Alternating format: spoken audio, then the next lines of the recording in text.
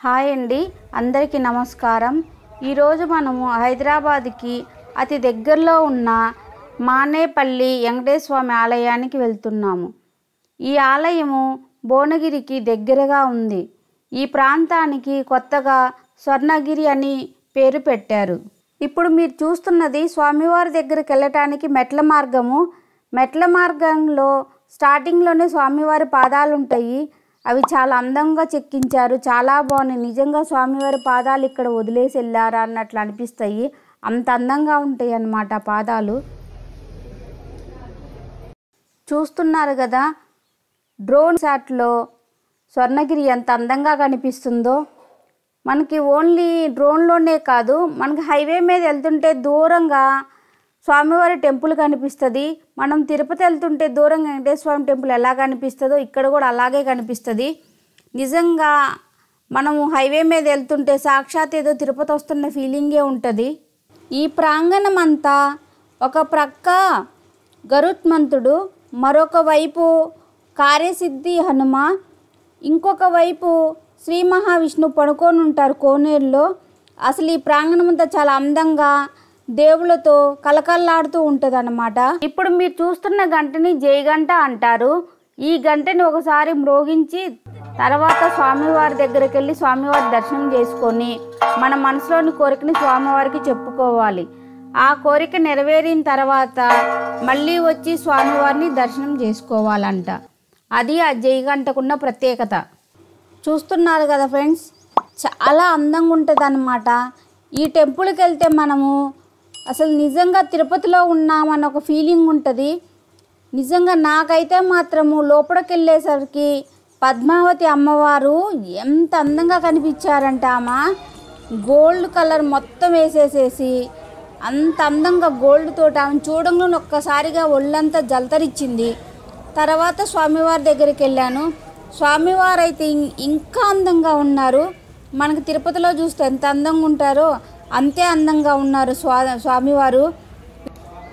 ఇక్కడ స్వామివారు భూదేవి శ్రీదేవి సమేతంగా కొలువై ఉన్నారు. ఎంత అందంగా ఉంటారంటే వాళ్ళు ముగ్గురు, అసలు చెప్పలేము మాటల్లో, అంత అందంగా ఉన్నారు. ఈ టెంపుల్ తెలంగాణలోనే అతిపెద్ద వెంకటేశ్వర స్వామి టెంపుల్. అందుకే తెలంగాణలో ఈ టెంపుల్కి చిన్న తిరుపతి అని పేరు పెట్టారు. 22 ఎకరాల్లో ఈ టెంపుల్ని నిర్మించారు.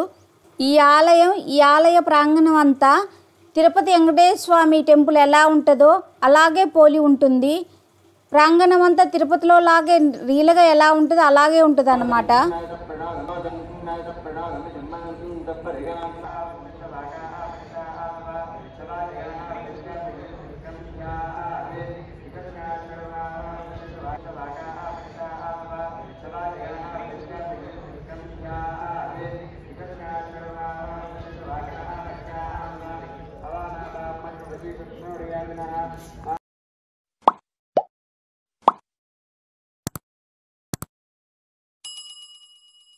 పెద్దగా ఉంది.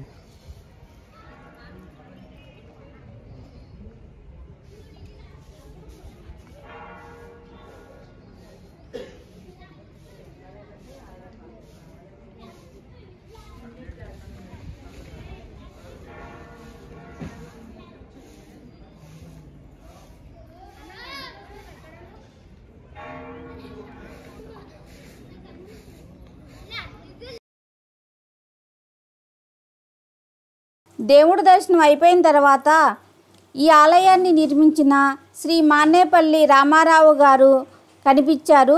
ఆయనతో చిన్న ఇంటర్వ్యూ తీసుకున్నాను. ఆయనే ఈయన. జై శ్రీమన్నారాయణ. సార్, ఇంత పెద్ద విగ్రహం పెట్టారు, ఎలా అనిపించింది సార్? వెంకటేశ్వర విగ్రహం అంటే మామూలుగా 7 అడుగుల వరకు ఉంటుంది కదా, మీరు దాదాపు 16 అడుగులు విగ్రహం మాత్రము పద్మపీఠంతో 16 అడుగులు ఉంది, కానీ విగ్రహం మాత్రం కేవలం 12 అడుగులే ఉంది.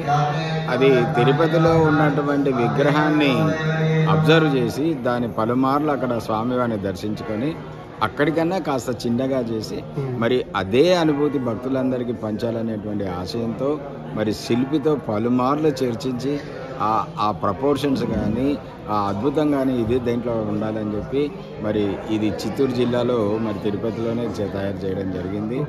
అద్భుతంగా వచ్చింది స్వామివారు అద్భుతంగా కనబడమే కాదు, స్వచ్ఛందంగా ఎవరైతే విశ్వాసంతో వేడుకుంటున్నారో చాలా మహిమ గల స్వామి. ఎందుకంటే స్వామి పట్ల నాకున్న విశ్వాసంతో, ఆయనతో ఉన్న భక్తితో నాకు ఒక కొత్త జీవితాన్ని, నా భార్యకు పునర్జన్మని ఇచ్చాడు. మరి ఆ విశ్వాసంతో స్వామి మనకి దగ్గరుండి తనకు కావాల్సిన విధంగా మరి ఆయన చేయించుకున్నాడు. కానీ మన నిమిత్త మాత్రమే ఆయనకు నాకు ఒక గైడెన్స్, ఒక నావిగేటర్, ఒక గురువులాగా ఉండి చేయించుకున్నాడు. అది నిజానికి ఈ సంకల్పం చిన్నదే ఉండే, కానీ ఇంత పెద్దది కట్టాలనుకుంటే నేను కూడా అసలు మొదలు పెట్టకపోతున్నాను. అది ఎట్లాగో అది తెలియకుండానే అట్లా అట్లా అట్లా జరిగిపోయింది.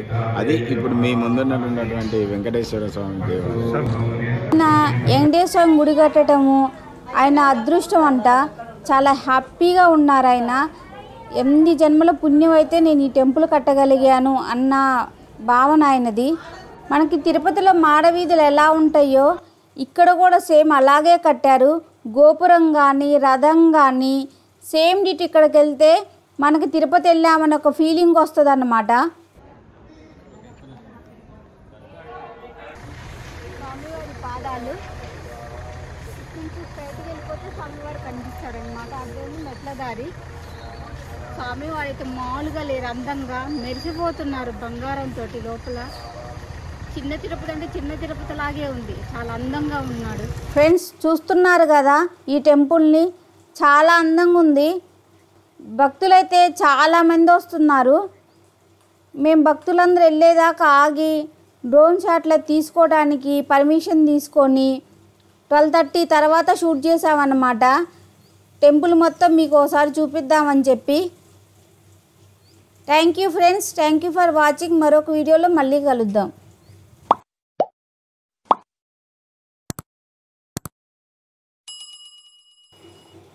ఫ్రెండ్స్ నా వీడియోలు కనుక మీకు నచ్చితే ఒక లైక్, ఒక కామెంట్ ఇవ్వండి ఫ్రెండ్స్.